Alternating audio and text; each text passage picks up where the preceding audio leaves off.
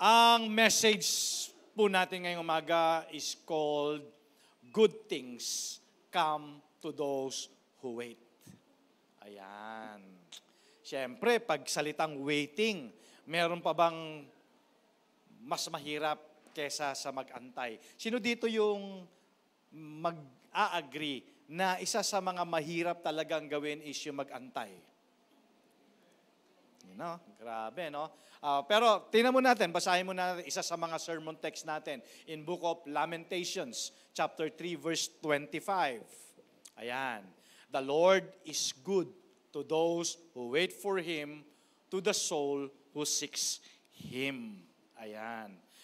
Okay, so before, narinig nyo na din, ginamit natin yung word attributing sa ating Panginoon because the Lord good is character. Hindi natin ginamit yung word na better, okay, or best. Okay, kasi yung word na best, kasi yun yung action word yun eh. Okay, so He's good because God is really good. Amen po ba? Okay, so kagaya nga po ng sabi ko sa inyo kanina, meron pa bang mas hihirap sa tao, di ba? Sa pag-aantay. Especially this time of the year. Okay? Kung makikita mo sa paligid mo, even inside this church, makakita ka na ng mga decorations for Christmas. Di ba? Kaya ang mga bata, excited na sila, naghihintay na sila ng Pasko. Pag nanood ka ng news, merong countdown kung kailan dadating ang Pasko.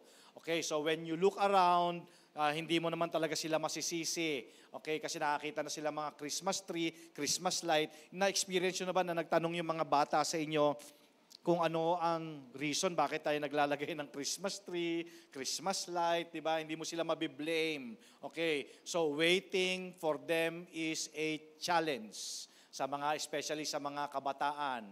Okay, so tapos later on, yung mailbox mo, di ba, hindi na lang mga bills yung marireceive mo, meron nang mamare-replace na yan ng mga Christmas cards, di ba? So, tapos makakarinig ka na rin ng mga caroling, tapos pagka nanood ka ng Netflix, makakita ka ng mga Christmas movies. So, no wonder ang mga kabataan ay nagiging impatient.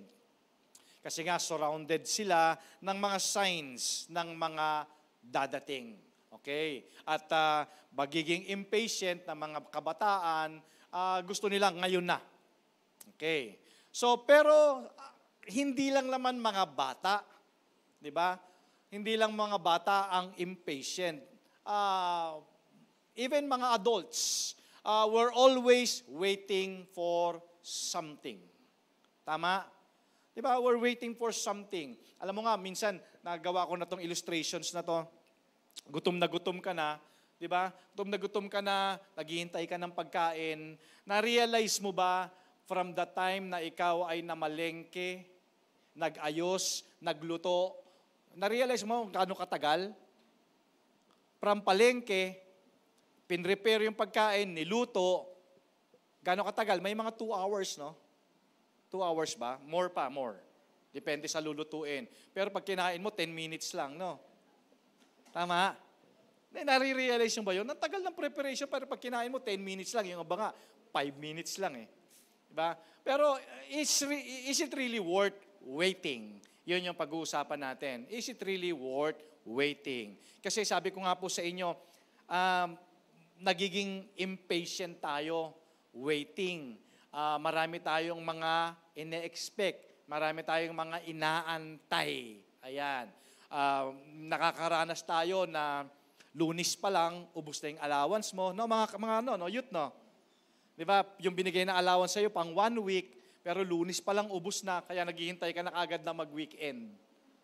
Di ba? Parang, tapos siyempre, waiting ka, kailan kaya ako mapopromote, kailan kaya ma-increase yung sahod ko, kailan kaya aayos yung kalagayan ko. Minsan, kahit nga ibang tao, nagwe-wait tayo, kailan kaya aayos tong tao na to? Di ba? Pag tinitingnan natin yung mga anak natin,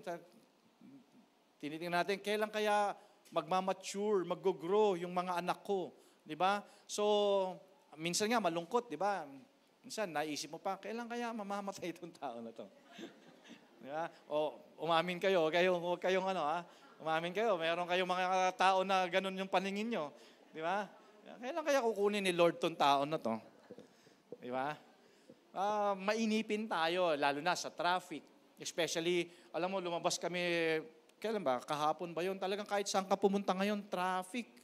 Grabe. Tapos traffic ka na nga, pagdating mo doon sa, sa toll gate, sa RFID lane, ganun din, traffic din. So talagang nagiging impatient talaga ang mga tao. So waiting is difficult in a whole world na sa mga kalagayan natin. Pero ngayong umaga, tingnan natin ang Bible.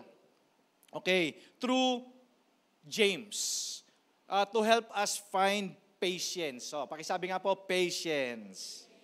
Ayan. So, pagka ikaw ay impatient, so kailangan mo ng patience. Okay, so tingnan natin ano ang sinasabi ng Bible para tulungan tayo. Kasi I believe patience is the most important waiting game. Okay?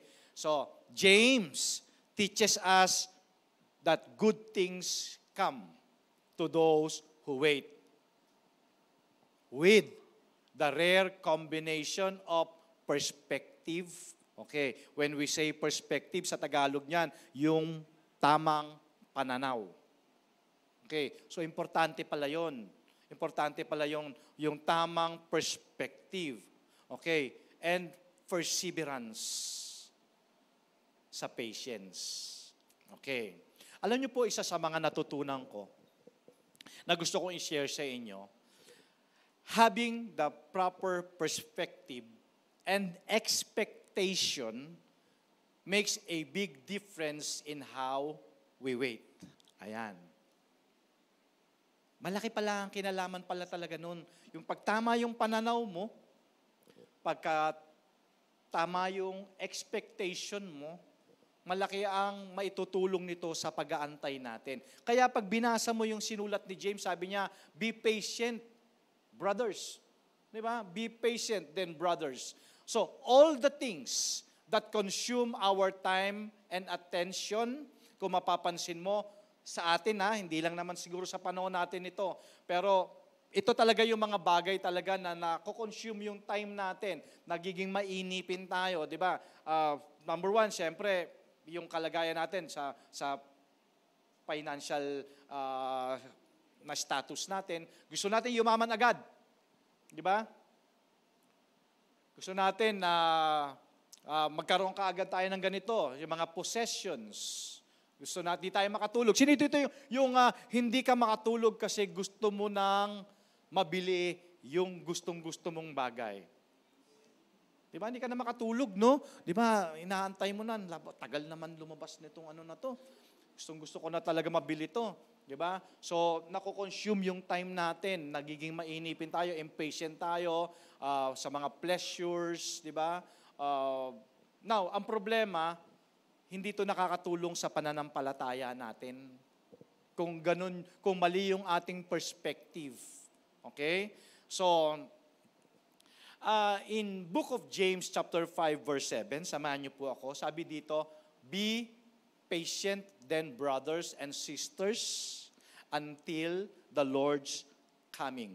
Meron ba dito sa inyo na naitanong niya na kailan ba talaga babalik ang Panginoon? Kasi during the New Testament believers pa, sinabi na ng Panginoon that He's coming back. Okay, so alam naman natin yung konteksto nitong James chapter 5 na to is the Lord's return. Okay? So yun naman talaga yung context noon. Pero ngayong umaga, ang gusto ko kasing bigyan ng emphasis dito is yung papaano tayo makakapag-develop ng patience in waiting. Ayan. Kasi sabi ko nga po sa inyo kanina, lahat tayo dito, talagang meron talaga tayong inaantay. Taas ang kamay na merong inaantay. Kita mo? Lahat tayo. So, importante ba na pag-usapan natin? Kasi, alam mo, ang masasabi natin na siguro negative result kung ang tao ay impatient at hindi talaga tayo marunong mag-antay with right perspective, kaya ang tao pala ay nadidiscourage, na-frustrate. Di ba? Last week na message natin, sabi natin, madali manampalataya sa simula. At madali manampalataya pag nakikita mo na yung finish line. Ang mahirap, yung in the middle. Di ba? Yun ang mahirap eh. Now, basahin natin James chapter 5, verse 7. I believe hanggang 11 ata ito. Tama ba? Okay, hanggang 11. Sabi dito, be patient then brothers and sisters until the Lord's coming. See, tingnan ninyo, how the farmers waits for the land to yield its valuable crop, patiently waiting for the autumn and spring rains. You too be patient and stand firm. Okay, because the Lord's coming is near. So, ibig sabihin, dito sa passage na to, ginamit ni James, okay, na illustration yung farmer in waiting. Okay. Now, pagdating ng verse 9, sabi dito, don't grumble against one another. Pag sinabi natin grumble, ito yung mga, meron ka bang kilalang tao na complainer, reklamador? Ano ang ginagawa mo habang ikaw ay may inaantay? Di ba na, ko-complain ka kasi sabi ni brother, 5 minutes nandirito na siya. 1 hour, wala pa eh. Di ba? Nung i-text ko, tulog pa eh. Sabi dito, don't grumble against one another, brothers and sisters, or you will be judged. The judge is standing at the door. So, ibig sabihin lang talaga, don't judge. Kasi hindi ka naman judge. Di ba? Bigay mo na lang kay Lord. Okay.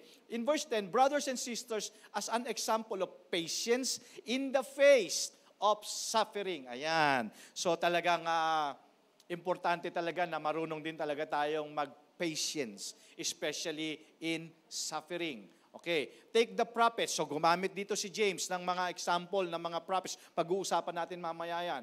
Yung mga nauna sa atin. Kaya lagi nyo naririnig sa akin, huwag mo akalain na yung pinagdadaanan mo, ikaw lang ang dumaan dyan. Okay? Maraming dumaan dyan at hindi ikaw yung unang tao.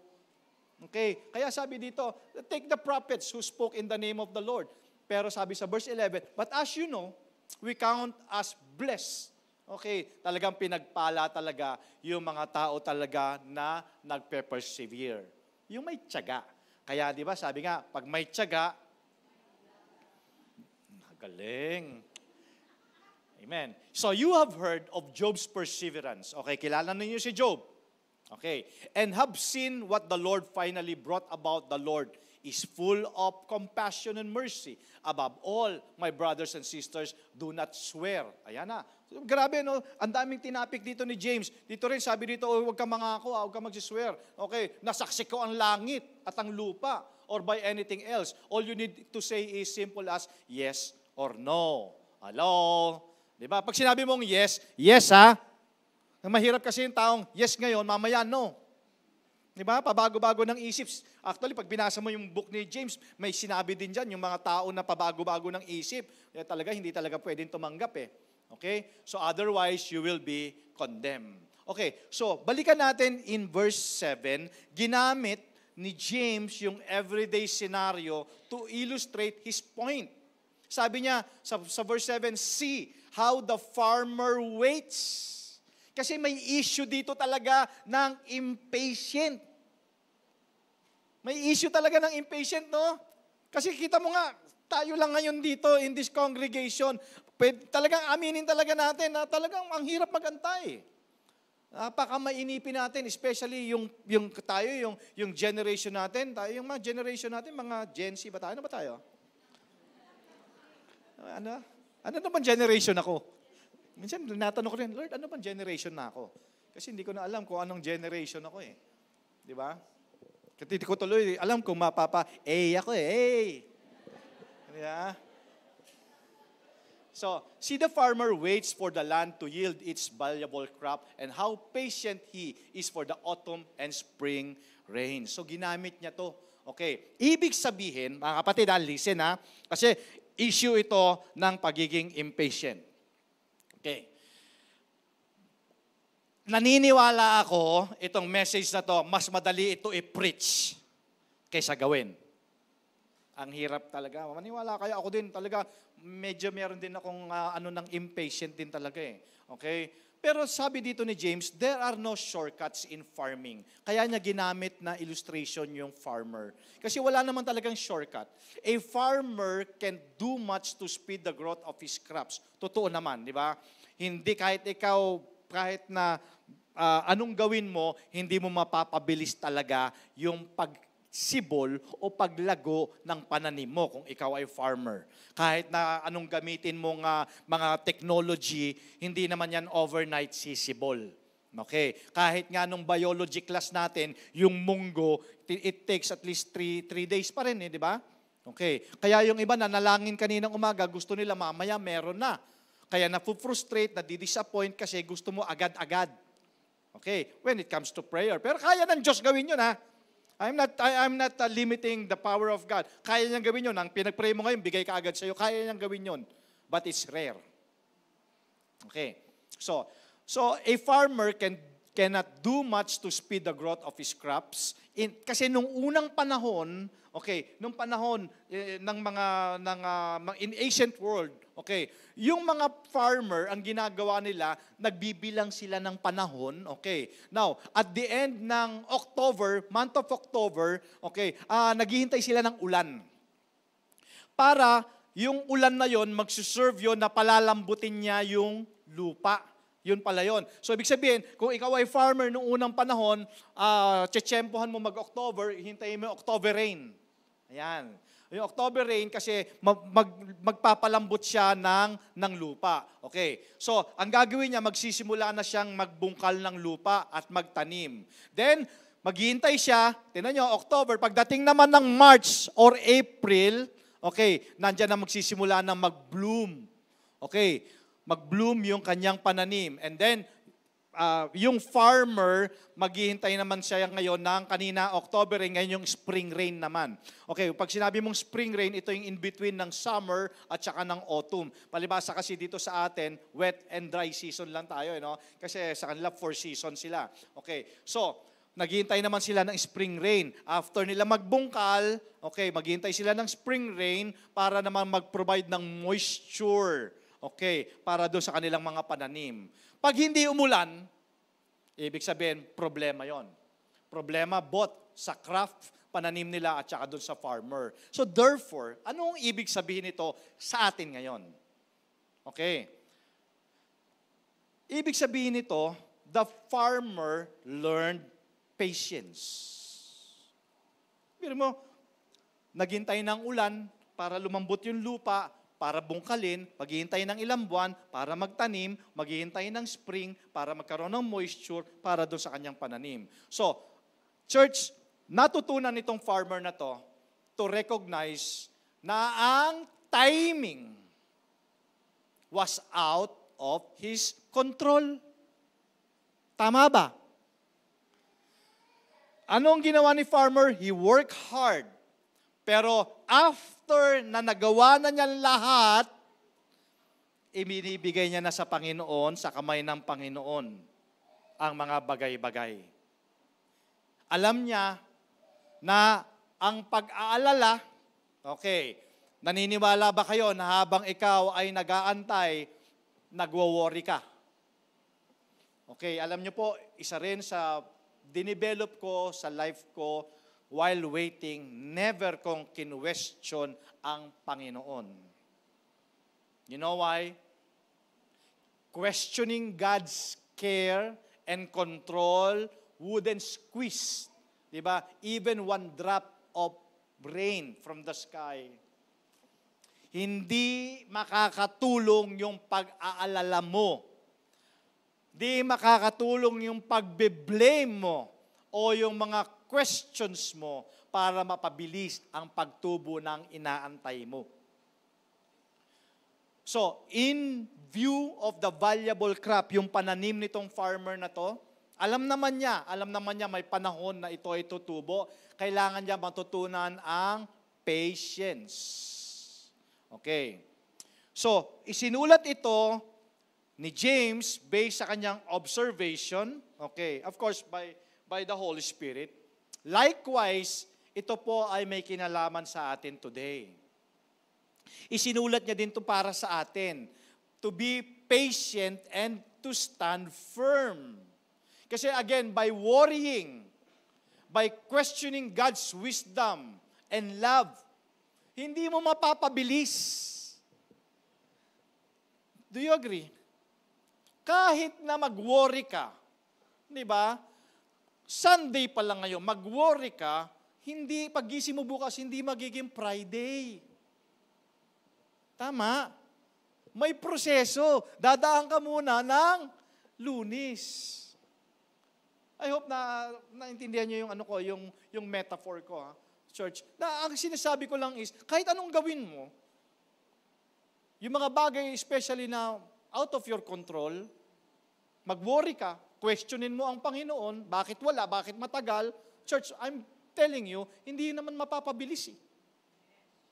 We need to have the proper perspective. Dapat tama yung pananaw mo. Kasi pag tama yung pananaw mo, magbabago ang galaw.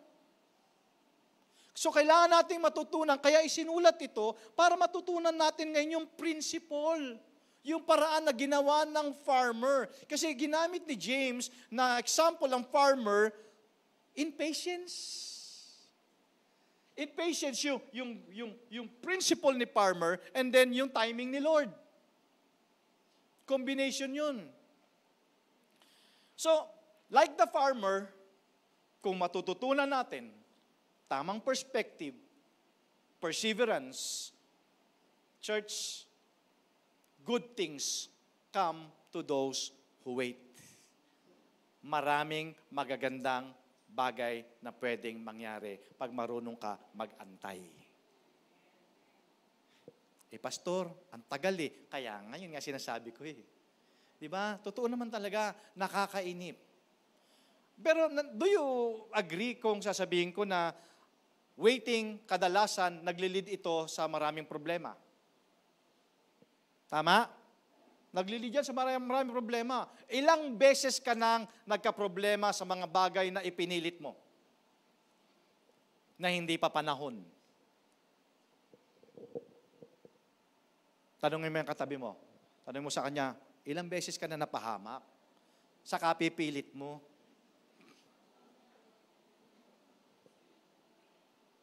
Alam mo ba dahilan kaya ka nag-aantay? Kasi alam mo, it's beyond your control. Kasi kung kontrolado mo, hindi ka mag-aantay. Nga lang, dahil yung mga bagay na hindi mo naman kontrolado, ipipilit mo, doon nagkakaroon ng problema. Amen. Grabe, talaga naman nakakainis, di ba? Pag nandun ka sa pila ka, nag-aantay ka, tapos may sumingit. Be honest. Pag may sumingit, sabihin mo, God bless you. Hindi ganun, galit ka. Amen. Amen. Sabi ko nga po sa inyo kanina, syempre, hindi naman nawawala, araw-araw meron kang ka-meet up. Di ba? Sinong hindi may inis, usapan nyo 10:00, dadating 2:00. Grabe naman.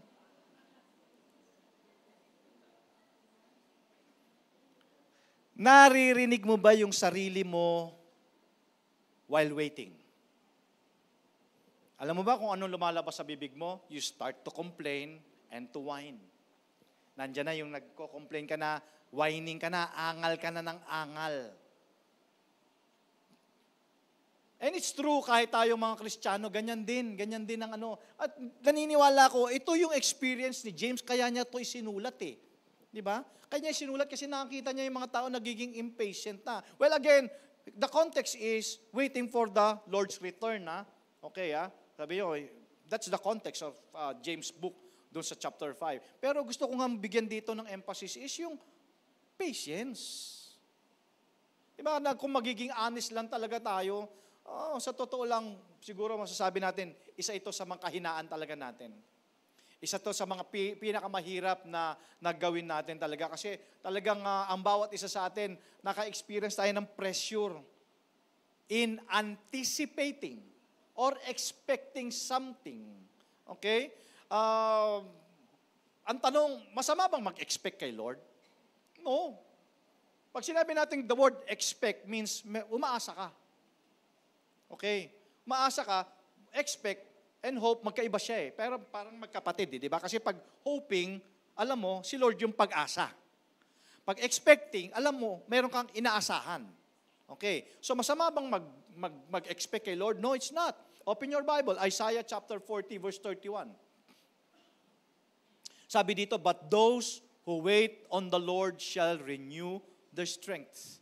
Totoo naman talaga. Talagang kailangan unang-una dito. Ang dinil ka agad dito ng Lord sa atin, yung kalakasan. Kasi talagang sa pag-antay, nakakapanghina.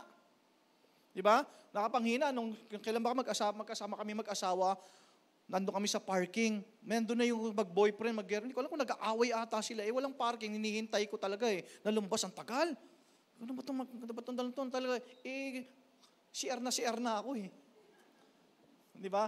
Di ba pagka, sino dito yung pag CR ka na, parang pakiramdam mo na nauubos kang kandila. Diba? Parang hirap magantay eh. Di ba? Kaya dito sabi, yung marunong magantay talaga, nire-renew ng Lord yung strength. Di ba? Kaya mga palo, huwag kang aalon, alam nyo ba yun? Okay, so they shall mount up with wings like eagles. They shall run and not be weary. They shall walk and not faint. Grabe, ginaya pa tayo. Yung marunong mag-antay, sabi niya ganon, you will mount up with wings. Talagang eagles, di ba? They shall run. Nakakita na ba kayo ng eagle na naglakad? Hindi. Di ba? Talagang sabi ng Lord, you will run. Hindi ka mapapagod. Di ba? Kung maglakad ka man, hindi ka rin mapapagod. Hindi ka mag-faint. Okay. So, but those who wait on the Lord, okay, but those who wait upon the Lord shall renew their strength. So, ang tanong, mga kapatid, pinanghihinaan ka na ba dahil sa pag-aantay mo? Kasi ang lumalabas na sa bibig mo ngayon, puro na complaining. Angal na. Alam nyo ba, yung Isaiah 40 verse 31, yung word na, wait on the Lord, ang ibig sabihin nito is trust. So ito yung importante pala. Importante habang tayo naghihintay, ano yung kailangan natin gawin? Sabi dito, dito sa Isaiah 40:31, yung word na to wait on the Lord means to wait for His help. Again, let me share with you, isa sa mga natutunan ko din, no, yung help. Isa sa mga natutunan ko, sabi ko, kung ikaw ay tao na gusto mong maging successful, aminin mo sa sarili mo na kailangan mo ng tulong. Di ba? May no man is an island. Kailangan mo talaga ng help, especially kay Lord. Kailangan mo talaga ng help. Di ba? Nung nalulubog si Peter, anong sigaw niya? Lord, please, help me. Okay. Now, hindi lamang pala yung wait on the Lord, ibig sabihin nito ay help. It also means to trust continually. Di ba? Kasi habang naghihintay tayo, natatagalan tayo, nagsisimula na tayo mag-doubt. So dapat patuloy pa rin tayo nagtatrust sa Panginoon.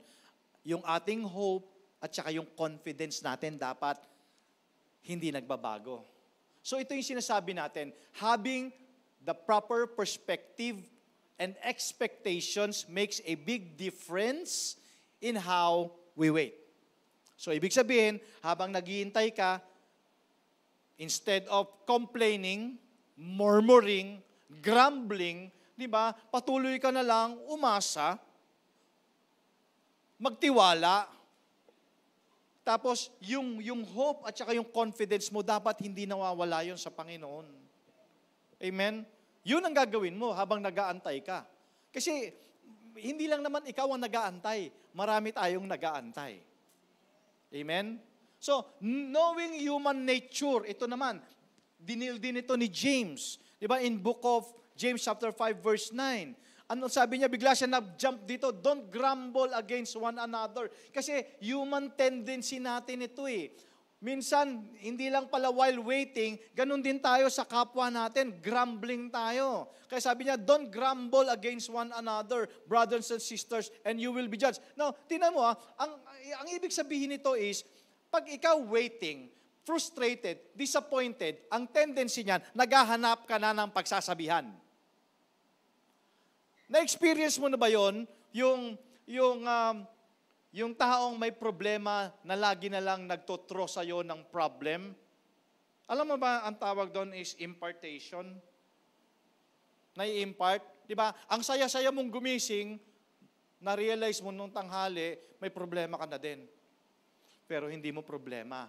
Because somebody else nagtro sa'yo ng garbage. Kaya ang sabi dito, don't grumble against one another.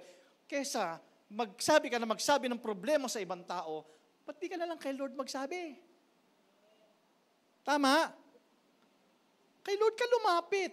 Siya yung tamang judge. Amen? Baka mamaya napagsabihan mo pa, ikwento pa sa iba. Di ba? Na-judge ka pa ng ibang tao. So, ibig sabihin pala dito, wina-warningan tayo dito ni James against grumbling and complaining. Akala kasi natin minor lang ito, akala natin wala itong kinalaman. Pero sa totoo lang, the more you complain, the more ka nang nahihirapan. Diba? Grumbling is complaining. Pakisabi nga sa katabi mo, huwag ka kasing reklamador. Tigil mo yung karereklamo mo. Diba? Doon ka kay Lord magsabi ng problema mo. Kasi ginamit ni James yung word na grumbling and groaning eh. Alam mo ba yung groaning naman? Kasi grumbling kasi dyan, actually yung bulong-bulungan to eh, grumbling. Yung reklamo ka, gaya, diba? Ganun. Yung iba nga ngayon, dinadaan na sa social media, sa text na eh. Diba? Yung paggising mo sa umaga, pagbukas mo ng social media mo, mayroon doon, kumusta po? Naku, lagot na to. Pag may kumusta po. Di ba? Hindi mo alam kung good news to, bad news. Tapos yung word na groaning, alam mo ba sa word na groaning, ito yung ibig sabihin ito, yung dumadaing. Di ba? Ikaw ba yung taong daing ng daing? Hello? Bakit naman nasama to, Sir James? Kasi importante pala to. You know why? Because grumbling and groaning is the opposite of joyful and eager waiting. Yung pala yun. Kasi mahirapan ka mag-antay kung reklamo ka ng reklamo. Tama? Reklamo ka ng reklamo, naghihintay ka ng masasakyan. Wala nga sasakyan. Di ba? Maghintay ka lang. Kasi habang nagre-reklamo ka, tinan mo sarili mo, nawawala yung joy mo. Diba?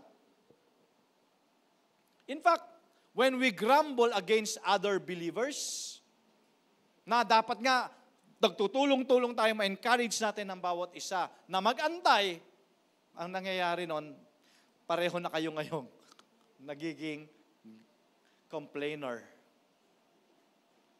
Pero ganun pa man, puntahan natin yung ibang side.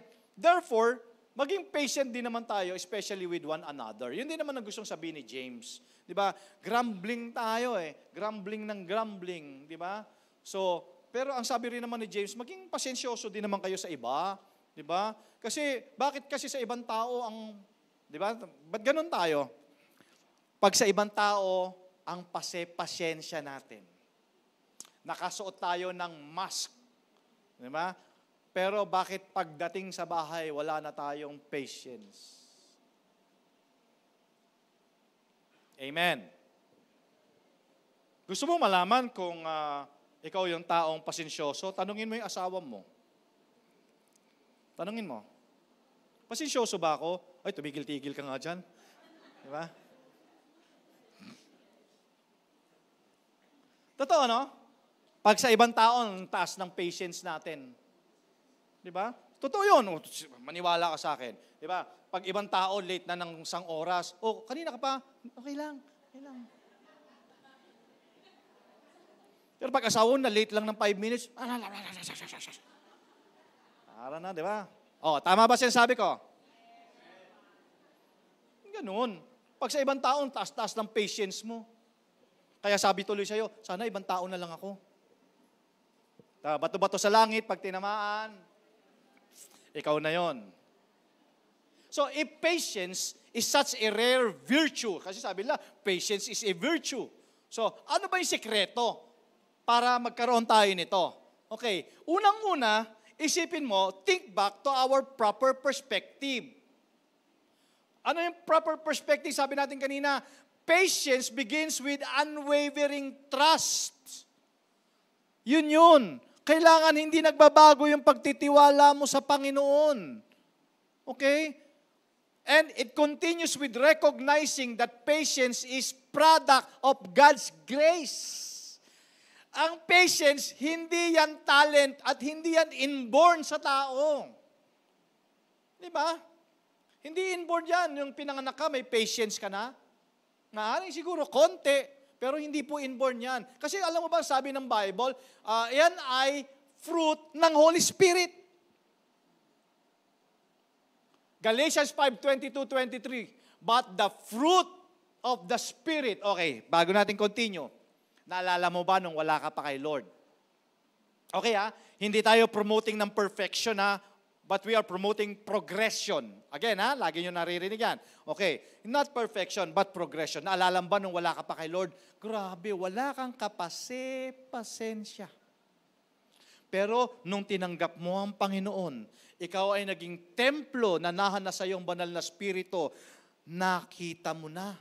Nakikita ng tao yung bunga ng banal na spirito sa buhay mo. Kaya, but the fruit of the Spirit is love, joy, peace, patience, kindness, goodness, faithfulness, gentleness, self-control. Against such things there is no law. Kaya ito, church, ang mga indikasyon na meron kang Holy Spirit in you. Because the Bible says, by their fruit, you will know them. Tama ba? Now, sabi nga nila, isa sa pinaka-best na tao na makakapagsabi, kung meron ka ng fruit ng Spirit, tanungin mo yung asawa mo. May mga mag-aasawa ba dito? Meron na ba kayong nararamdaman na, ay sweetheart, grabe na yung fruit ng Spirit mo, yung love. Diba? Mararamdaman mo, iba na siya magmahal ngayon. Diba? Tama ba? Yung joy. Diba? Peaceful na ba siya mag-isip ngayon? Tanong mo yung asawa mo kung meron na siyang patience. Kindness. You know the word kindness means? Or being kind? Diba? Kindness means kung paano mo i-treat yung ibang tao. That's kindness. Goodness. Faithfulness. Di ba? Yan. Gentleness. Malumanay na. Di ba? Malumanay na. Pag nag-aaway kayo, hindi na kayo nagsisigawan. Nagbabatuhan na lang. Ito, self-control. Yan. Taas nga kamay lang na-develop na yung self-control. Yes. Mga mag-asawa, di ba? Yun, no? Diba? Develop na talaga yung kaya mo na ngayon kontrolin yung anger mo. Diba? Against such things there is no law. Yan. So in other words, church, if you desire the gift of patience, you must be filled with the Holy Spirit. Amen? Siyempre, dapat regular din ang contact mo sa Word of God. Okay? So, kasi, bakit ito tinuturo sa atin ng Panginoon? Kasi even nga ang Panginoon kasi, siya nga pasensyoso sa atin Sabi ng Psalms 103 verse 8 to 10, anong sabi dito? The Lord is compassionate and gracious, is slow to anger. Ibig sabihin niya, talagang yung pasensya talaga ng Lord sa atin, no? Na kahit talaga pasaway tayo, di ba? Minsan we committed yung mga sins, di ba? Pero ganun pa rin, abounding pa rin yung love ng Panginoon sa atin. He does not treat us our sins deserve. Di ba? Or repay us according to our sins or iniquities. As far as the east is from the west, so far as He remove our transgressions from us. Talagang ang Panginoon talaga pasensyoso din talaga sa atin. Another passage, 2 Peter chapter 3 verse 9. Ang sabi ng 2 Peter 3:9, the Lord is not slow in keeping His promise, as some understand slowness. Instead, He is patient with you. 'Di ba? Grabe. Talagang napaka-pasensyoso ng Panginoon, especially nung mga hindi pa tayo nakakilala sa Kanya, sa mga unbelievers, napaka-patient talaga niya.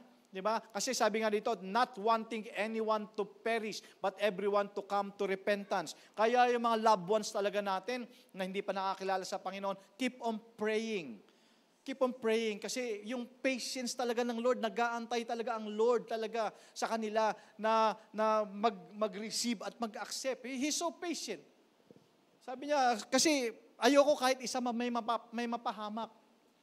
So God is exercising His extreme patience with us, and especially as we wait for Him. So, hindi lamang dapat tayo ay merong patience dahil alam natin na merong patience ang Lord sa atin. And let be patient also with one another. Dapat ganun din tayo. Not tearing one another, but building one another. Kasi alam naman natin, yung marunong mag-antay, may mga magagandang bagay na pwedeng mangyari. And finally, waiting demands perseverance. Perseverance. Ayan. In James chapter 5, verse 10-11, sabi dito ni James, brothers and sisters, as an example of patience. Ayan. In the face of suffering, ulitin ko, kapatid, kung ano man ang pinagdadaanan mo ngayon, ano man ang problema mo ngayon, hindi ikaw ang unang taong nakaranas niyan. Hindi ikaw.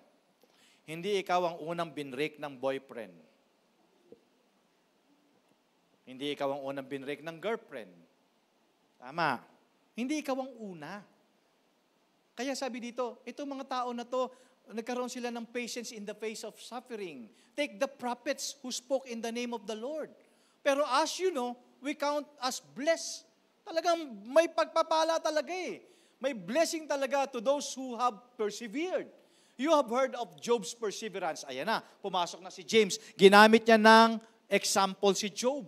Okay. Sino nakakilala kay Job? Alam niyo ba kung anong nangyari kay Job? Grabe naman nangyari kay Job. Namatayan ng mga anak, nagkaroon siya ng sakit, nawala yung kanyang kabuhayan. Imagine mo yung tatlo na yun, napakatindi na nun. Mayroon pang pang-apat, di ba? Kinondem pa siya ng mga kaibigan niya. Saan ka nakakita ng ganun na yung kalagayan mo, namatayan ka na, nasunugan ka na, nagkasakit ka pa, tapos nandiyan pa yung mga kaibigan mo, kinokondem ka. At ang pinakamasakit nun, kinikurse pa siya nung asawa niya. Kaya nga, sabi ko sa inyo, kaya may couples ministry tayo eh. Diba? Dapat talaga ang mag-asawa, sabay kayong lumalago sa Panginoon. Kasi pag ikaw ay may problema, tapos yung partner in life mo ay hindi mananampalataya, bibigay ka. Kaya dapat sabay kayo talaga na lumalago sa Panginoon. Diba? So in other words, church, sabi ni James, ganun pa man, alam natin, yung mga nagpe-persevere, good things come to those who wait. So, narinig naman natin, alam naman natin ang kwento ni Job, di ba? Yung kanyang mga pinagdaanan. Pero, since nakafocus si James kay Job, kasi sabi ng Bible, Job, the most righteous man on earth at his time. Di ba? At his time. Well, pag sinabi ng Bible, righteous, perfect, God is talking about our spirit. Okay. Yung righteousness ni Christ, di ba, na nasa atin. Pero it doesn't mean hindi siya nag-commit ng mistake. Okay, that's the context ng kanyang perfection, righteousness ni Christ. Yung tinanggap niya, nasa kanya ang Panginoon. Okay, so nakafocus si James kay Job.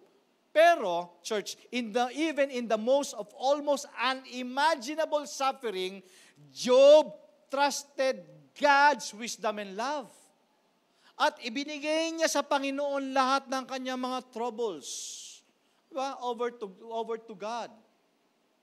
At yung ginawa ni Job na yung, kaya ginawa siya example ni James, yung confession niya still serves as a pretty good summary ng struggle na nafe-face natin today. Kasi yung generation natin ngayon, this world of instant gratification, di ba? Ano yung instant gratification? Gusto natin now na, ngayon na. Di ba? Ang ano tinuturo sa atin ito? Na ang patience o perseverance or waiting is useless.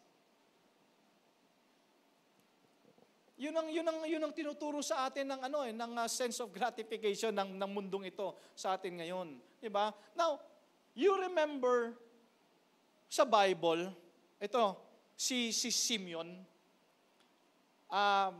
Di ko alam kung nandyan yan, pero basahin nyo na lang sa bahay kasi medyo mahaba ito. In Book of Luke chapter 2 verse 22 to 35, naalala nyo si Simeon?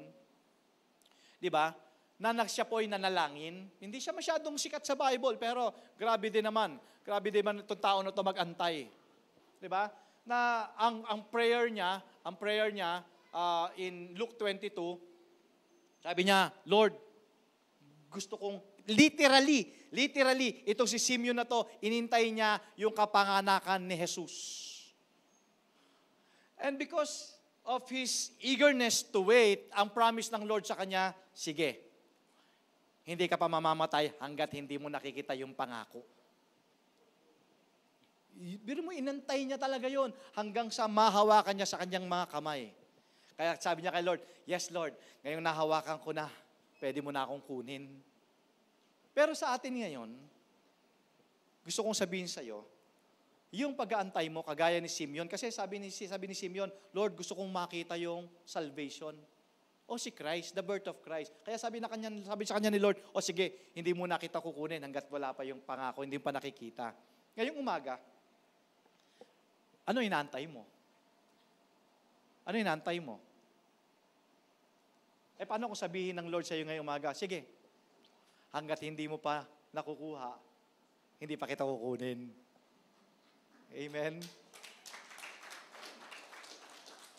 So, the very reason why you and I are still alive, kasi may promise pa ang Lord sa atin.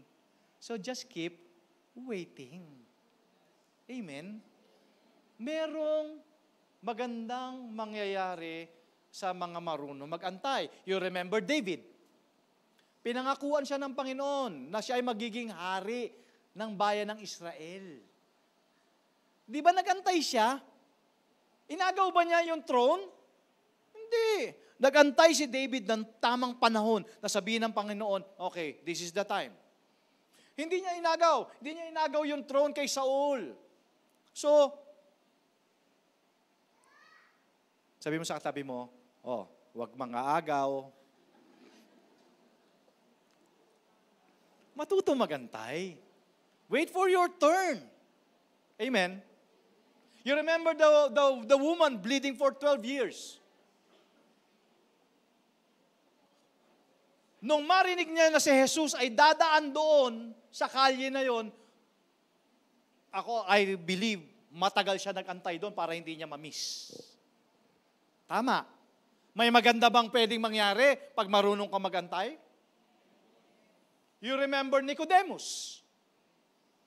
Umakyat pa ng puno si Nicodemus sa pag-aantay niya kay Jesus. Kaya nakita siya ni Jesus. Kaya church, sa pag-aantay mo, kita ka ni Lord. Amen. Pero, siyempre, this is the significance. Church, alam mo ba yung puno na yon na pinag-antayan ni Nicodemus? Alam mo ba na yung puno na yon matagal nang nag-iintay kay Nicodemus? Dahil yung puno na yun ang aakatan ni Nicodemus sa pag-aantay kay Jesus. Alam mo, ibig sabihin nito, yung puno na yun, na nakapwesto doon, dapat sa pag-aantay mo, nasa tamang lugar ka din. Amen. Hindi ka po pwedeng naghihintay, umaasa sa Panginoon, pero nasa wrong places ka. Tama. Gets nyo? Kaya pala natatagalan. Sabi ng Lord, sa Hermes dadaan si Jesus, pero nandoon ka sa Pasita.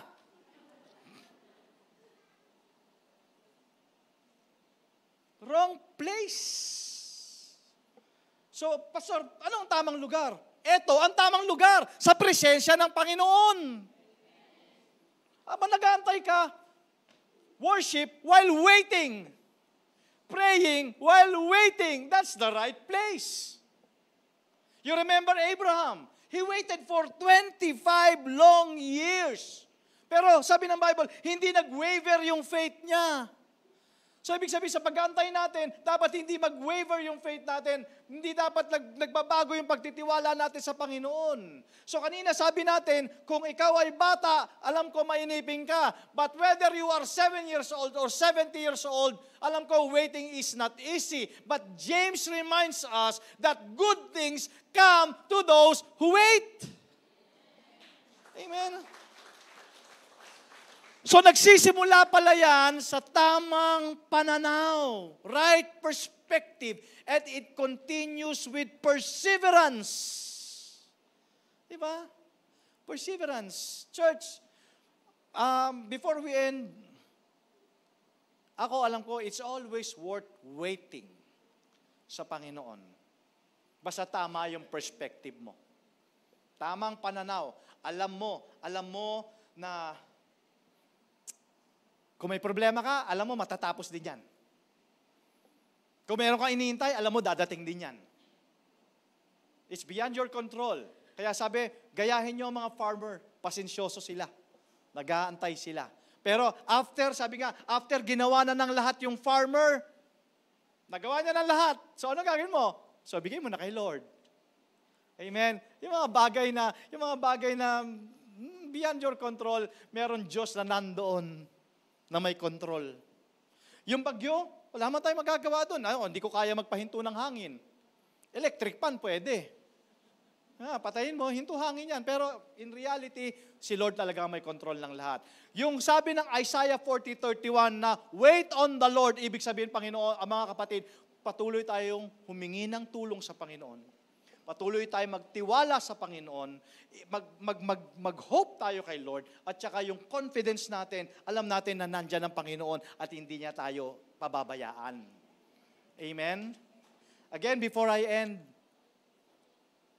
ikaw ba si Nicodemus? Yung puno na yun, alam mo ba yung puno na yun, church? Mamaya pag-uwi mo, i-research mo yung sycamore tree. Sycamore tree, hindi siya basta puno, maraming tinik. Maraming tinik. At alam din naman natin si Nicodemus, malit na tao. Pero hindi naging hadlang yung pagiging malit na tao niya. Hindi naging hadlang yung mga matitinik doon sa puno na yon para siya ay mapunta doon sa right place. I know, church, ibig sabihin nito, waiting is not easy. Waiting is not easy. Yung tinik, hindi yan hadlang. Hindi hindrance yan. Yung pagiging maliit niya, hindi yun hindrance, hindi yun. Basta alam niya. Church, listen. Basta alam niya, nasa tamang lugar siya ng pag-aantay. Are you getting that? Ang tanong, nasa tamang lugar ka ba ng pag-aantay?